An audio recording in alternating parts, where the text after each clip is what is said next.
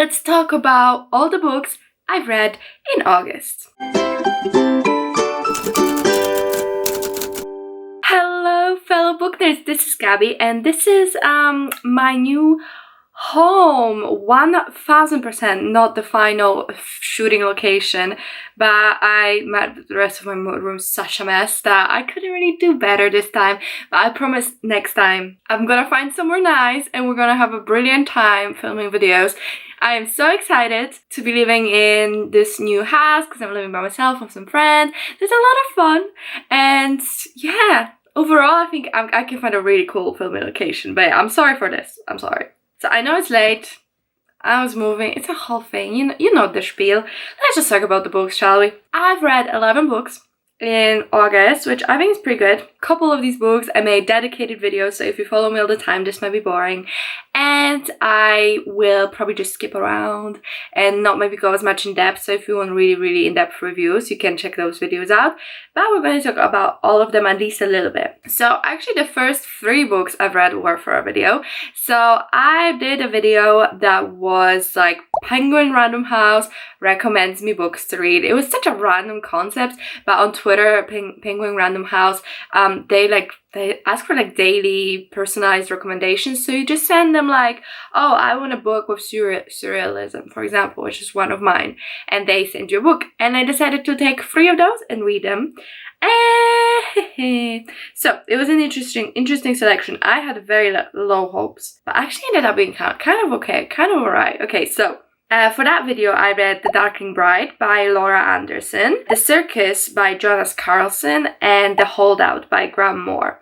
So The Darkling Bride is a gothic, kind of contemporary, like a gothic thriller mystery, but it's set in a contemporary setting. And in the book we follow this girl who, I think she's of Chinese descent, but she was adopted by this Irish family, and her favorite member of the family, her grandma, has passed away unfortunately, so that she goes to Ireland to sort out the apartment that was left for her. While she's there, she also gets a job in this very old mansion. It's not a man, it's a castle, not even a mansion, and it's like a very old family lives there, and they are planning to give it to the National Trust, so they have to clean out the library, and she gets hired as the help with the library and classify the books and stuff. But the family has a mystery behind it, and mysterious history, because a couple years back, dad of the guy who currently owns it and his mom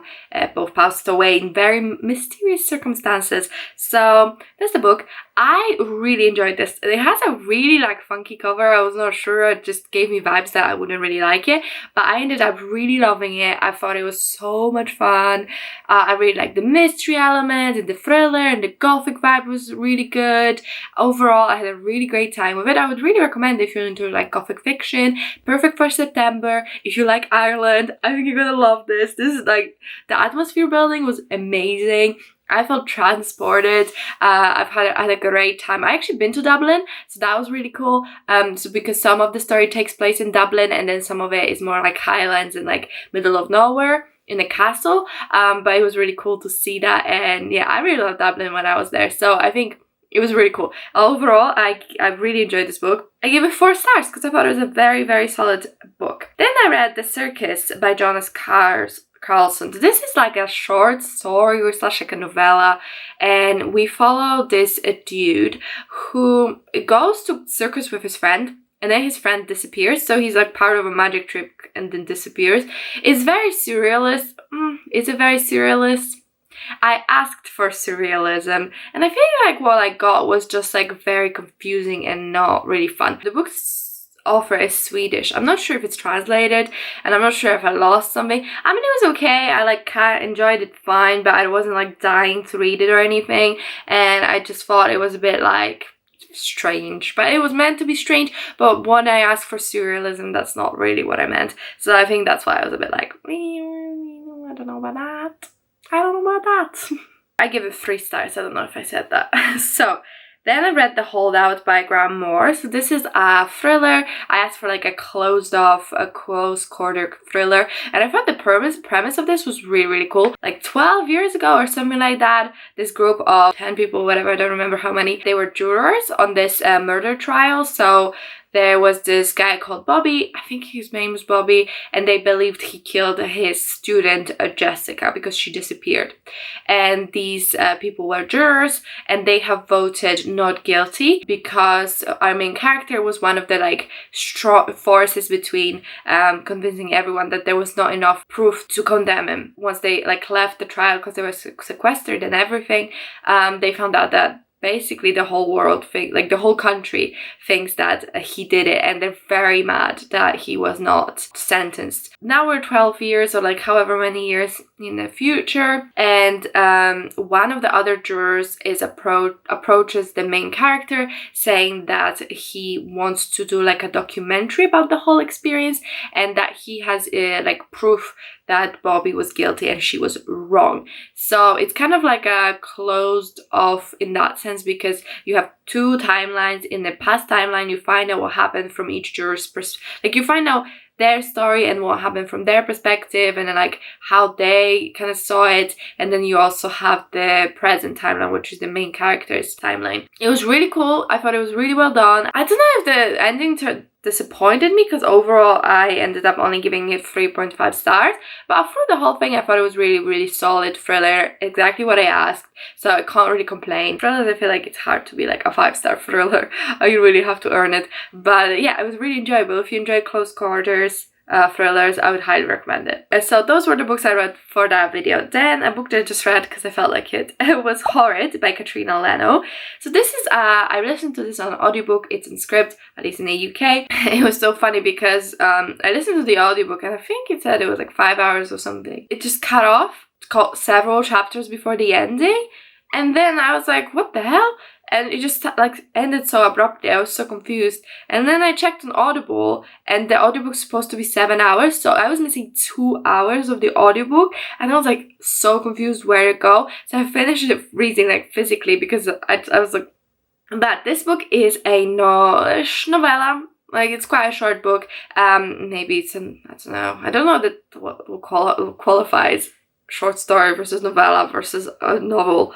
But it was a short novel, let's put it that way. It's a horror. I think it's YA horror. And we followed this girl whose father passed away, and he had quite a lot of debt, which is because of that, her and her mom are forced to move back to where her mom's from. So her mom's from like this small town, and they have this house, but the house is kind of falling apart, so they can't really sell it.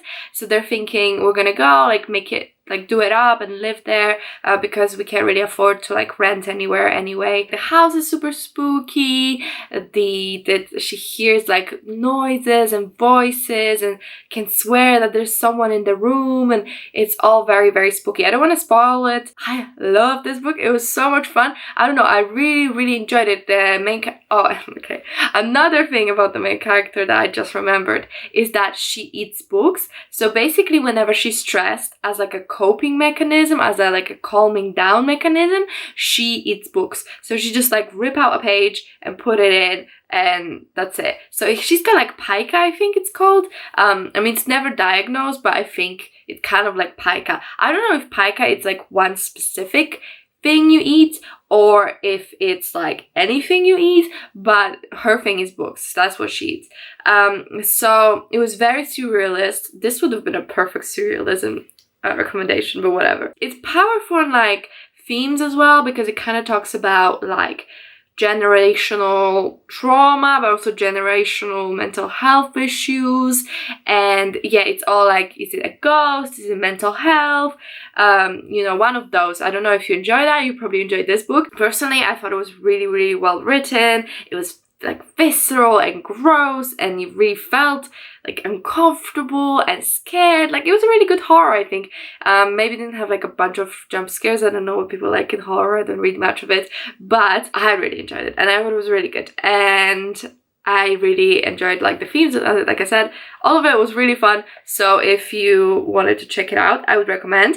And I gave it 5 stars. That's how much I liked it. I thought it was really fun, and I liked that it was short. Not everything needs to be super long, and I really liked the ending. I thought it was really cool. Then I participated in Readathon in August. So it was the $1,000 Readathon hosted by Meg, Tasmin, and Emma.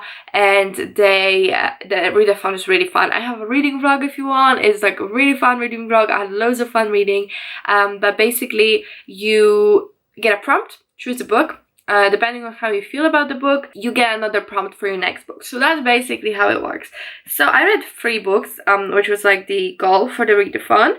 So I read Punk 57 by Penelope Douglas, Death on the Nile by Agatha Christie, and Animal Wife by Lara Ehrlich. So Punk 57 by Penelope Douglas is like, I don't know, is it like a dark romance, erotica?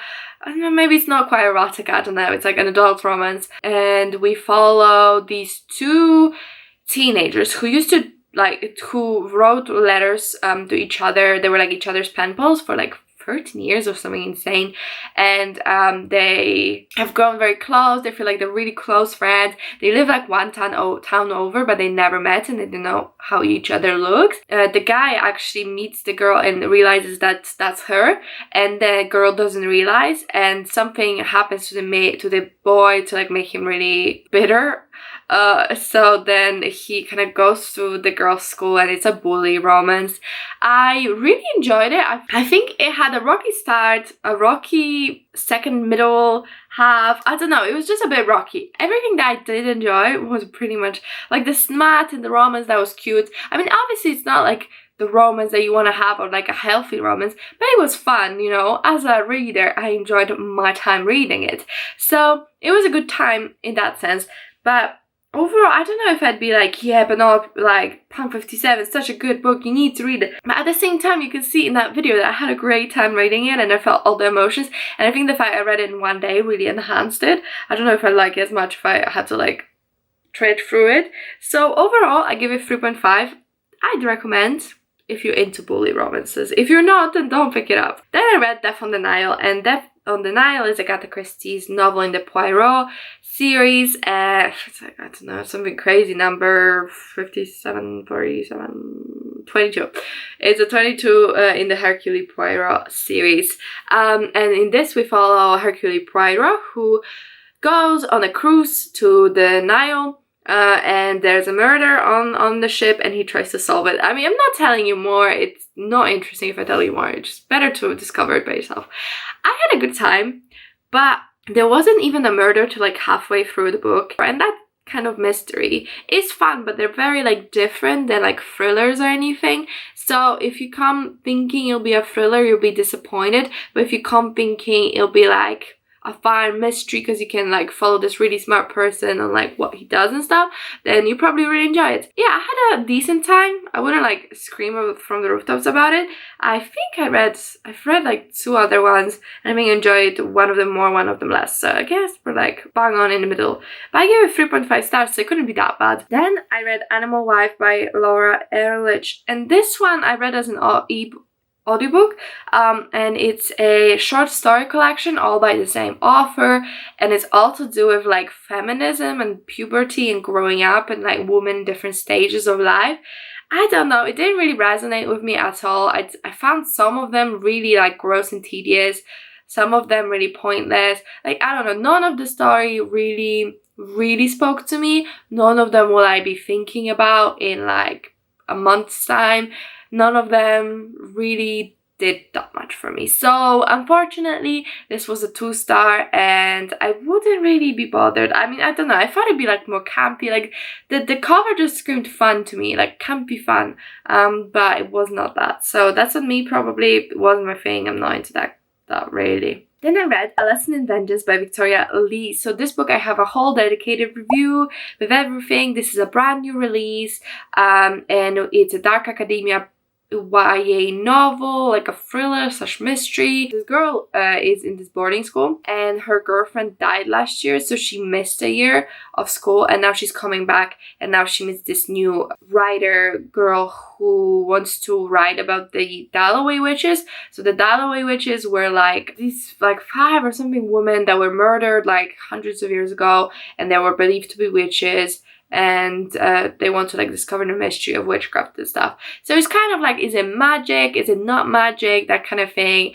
Personally, I thought it was really mediocre. It didn't really speak to me, it didn't really do anything for me that I was really like impressed by. I ended up giving it, I think, 3 stars. I just thought there was nothing particularly wrong with it, but nothing to like really convert me into like a fan.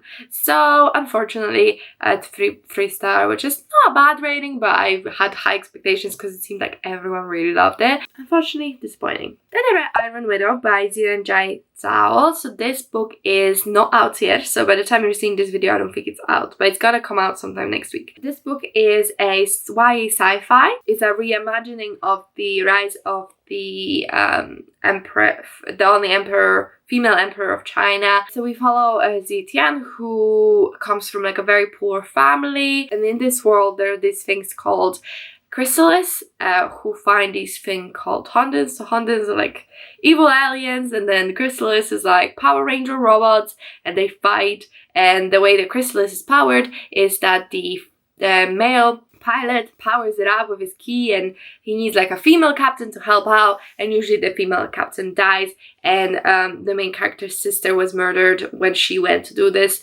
and the main character wants to like go on revenge and kill the boy who did it. And then she does kill him, but she kills him in a bit of a unorthodox way. So she kills him while they're powering the machine, which never really happens because women have a weaker key. So it's like a whole thing. It sounds so weird and complicated, but like I loved it. I really loved the book. I have a review up that's already up before the release of the book, because I got an ARC from NetGalley, and this was just probably my most anticipated release of the year. But I was just so bloody excited, and it just kind of lived up to the hype, and my own hype, because I love the author. So I think I helped myself up. It's not one of those BookTube said it's good, so it has to be good. No, it's like me putting all of this on the book, and it kind of lived up to it, so I was so happy. I gave it 5 stars. I just thought it was mind-blowingly good, so cool, has a polyamorous relationship. If you want to learn more, you're interested in getting the book, I would say yes, go read it, and go watch my review if you want to, like, you need to be convinced more, because I talk about it for like 20 minutes or something ridiculous. Okay, so we only have 2 books left. I've read Once More Upon a Time by Roshni Chokshi. I think she's the author of The Gilded Wolves or something. I've never read that one, but I got this from NetGalley, and it's like a short story about, it's like a princess and a prince, and they fall in love. But the day of their wedding, the princess eats like some poisoned food, and she is about to die. So this witch comes and is like, oh, I'll help you, but I have to take something as payment, and it's gonna be your love. And they live in this place that like runs on love. It's very ridiculous, but anyway, basically the story is about them falling in love again.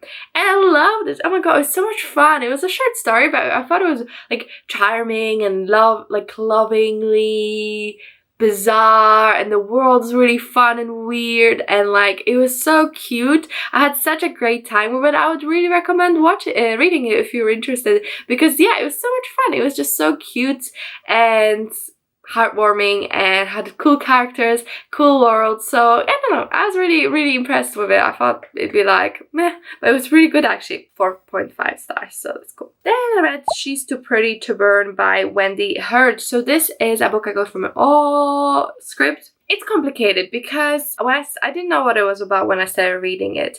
And then I was reading it and I was like, oh my god, is it just a contemporary? Like, I'm not really a fan of contemporaries. I prefer it to be like some murder or something exciting happening. I read the synopsis because I was like, maybe there's no point of me reading this because I don't care. So I read the synopsis, and the synopsis was like, there's 3 murders, 1 dropped, 1 hanged, 1 burned, whatever, is a blah blah blah. So I was like, oh my god, it's a murder mystery. awesome. Let me read it then, and I'm really excited now. And I'm reading it. I'm halfway through. No one died, and it took so long for the murder. And then, oh my god, it was like not that bad first half, and then the murder started happening, and I was like, okay, maybe something will happen. And oh my god, the ending was so freaking bad. Oh my god. Okay, let me tell you the synopsis first, and then we can talk. So basically, there's this girl who, I don't remember her name, but she like really loves swimming. She's a teenager, blah, blah, blah. Her mother really wants her to like take part in the photo shoot because they have money problems. So she's like, do this photo shoot with me and then we'll have money. And then there's another girl, so it's a sapphic romance. This other girl, she's like a photography student slash just likes photography. And she lives with her mom, and she's rich and all of that. And then they meet, and this girl that takes photos like obsessed because this main girl is so pretty. She needs to take her photos, so that she does. And then they have a romance. And then the girl that takes photos, she has a really good friend, Nico. Strangely, I remember his name, Nico, and he's like a performance artist. So it's a lot about artist people, which like, first of all, no thank you, and second of all, no thank you.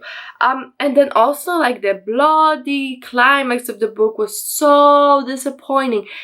Like, I don't know how to express to you how bad it was, but there was a fedora. The murderer had a fedora at some point, and the main character, the one that takes photography, actually got in a car with him like a freaking idiot. Like, oh my god, this book was so ridiculously stupid. The main character, so dumb. Like, oh my god, can't process basic information. I've not seen a character this dumb in ages. Gee, I was like screaming in my head because I was on the airport listening to it. I was like, are you freaking dumb? Like, I'm sorry, there's like, I can accept a certain level of stupidity. Like, of course not everyone can be a genius, and some people make stupid decisions, fair enough. But like, there's a certain level of like pure idiocy that I just kind of start being like, are you okay? Do you need help? Because you're so freaking stupid. I don't think you can function in life. I'm not gonna spoil it, but she was given an information. Yes, it was a couple chapters ago, but I didn't know she was a goldfish and forgot everything instantly. So she was given this piece of information. Then the killer uses something that does something, and the main character falls for it. But she could only fall for it if she didn't know that piece of information. So considering she knows the information, the fact she falls for the killer's ploy makes her the single dumbest person alive. But then we follow along, and she knows the killer, right? Really well. She gets in a car, and she's like, look at this driver wearing a freaking fedora and a fake mustache. Well, she didn't know it was fake. Fedora and mustache, like, literally, imagine, like, a comic book villain twirling their mustache in the most ridiculous disguise. You know when you, like, Count Olaf from series Unfortunate Events, like, how only the kids recognize that it's Count Olaf? That was the kind of level of the disguise. Yeah, so she would actually be one of those people that fall for Count Olaf's terrible disguises. And then she does one slightly not terribly stupid thing, and she congratulates herself on being so like alert and paranoid and distrustful. I was like, girl, get out, I'm not listening to this, get out. Honestly, so stupid. I was just like, I gave it, 2 stars? And now I'm feeling that was generous. Yeah, I gave it 2 stars. Bloody hell, that book was terrible. Like, Animal Wife I didn't enjoy, but like, this was bloody terrible. So stupid. It's just like, ugh.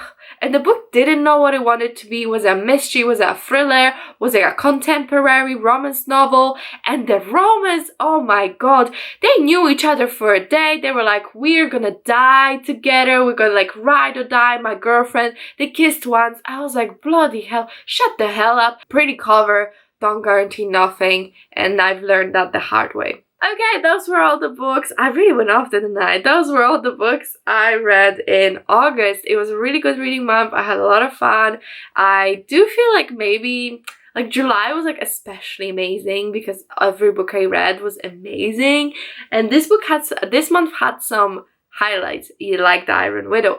but I wouldn't say it was as mind-blowing, but I guess that's to be expected. Not every month can be a hit smash like July was. But anyway, I hope you enjoyed it. I hope I'm not screaming at the camera too much because I'm sitting so uncomfortably close. I'm never filming in this location again. Bloody hell, I'm so uncomfortable. Let me figure out where I can film. Should I get a ring light? I thought I wouldn't have enough space in my room, but now I do. So I think that would be really fun. Like, lighting is one thing that always bothers me in my videos. So I don't know why I went off on this tangent, you don't care, but I might be getting a ring light, we'll see. But I think that would be really, really fun and really exciting. So I don't know. Without further ado, thank you so much for watching this video. I hope you enjoyed it. If you could comment, like, and subscribe, please do that. That really helps me out. Let me know what you read in August. Was it any good? Did you read any of the books I've read? Did you read She's Too Pretty to Burn and are you as angry as I am? I hope you are. Anyway, thanks for watching and I'll see you in my next one. Bye!